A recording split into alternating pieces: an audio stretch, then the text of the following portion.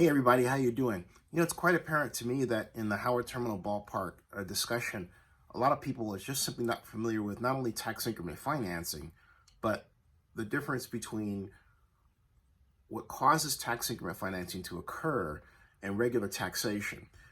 So much so that a simple change in how tax is collected with respect to ownership just throws them off. There was somebody on Facebook that a friend of mine, Pam Drake, directed me to, who was commenting that because Howard Terminal is possessory interest, it's a different form of taxation, increases at a different rate. Let me stop you right there. First of all, when you develop a tax increment financing district, it means that whatever land and property was there becomes part of that district, and a base year assessed value is calculated from that. This is that base year assessed value as an example. So it doesn't matter what occurred in the past.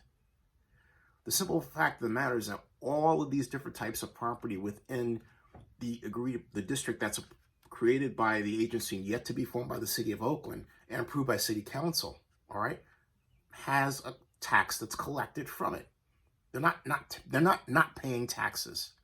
They could have sales tax attached to the tax increment, all right? It's that broad in terms of how tax increment financing is done. You establish a base year of in this case, assessed value, all right? And then you take over with Prop 13 and go up. That applies to the tax increment in the district. This value is brand new. So the real question is, what areas would be included in the tax increment financing district? Since Howard Terminal is obviously going to be quite a part of it, guess what?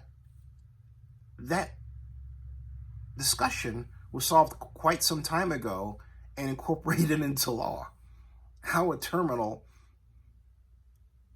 is in the middle of this.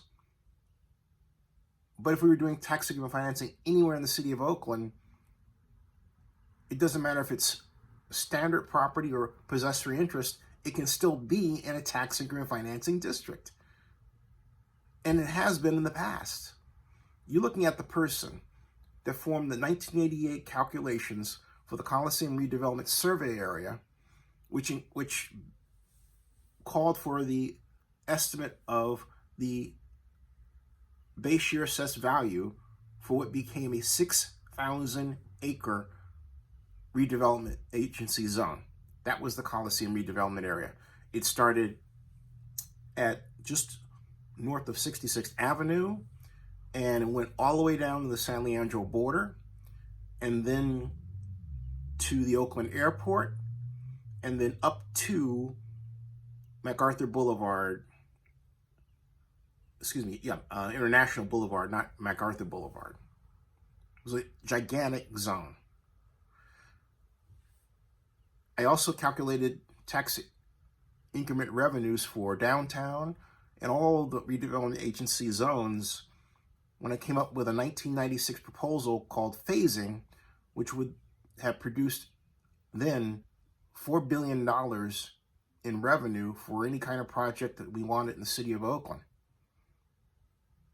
Then we were tied to our property areas, but through phasing, we could basically take that money and quite literally transfer it from downtown to East Oakland, at least the amount that was needed, but I digress. A tax increment financing district can include airplanes, trucks, it doesn't matter. Anything that is in part of a taxing agreement where the owner of those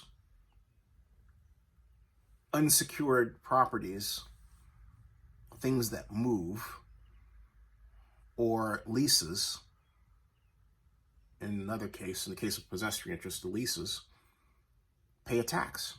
Anything by which a tax is collected can be, by agreement with the owners, included in the tax increment financing district. So I hope that helps clear things up. Something else I want to get out of the way, by the way. The number of people who keep coming up with article after article about, well, subsidies in sports and all this. Look, the Howard Terminal project calls for the Oakland Athletics to pay a property tax. That means they privately own the stadium. So if you take a look at what they propose to be paid for, it's not the stadium itself directly, but it is infrastructure around it that makes it, in some cases, buildable. That's been the case for the entire length of time that this project has been an idea.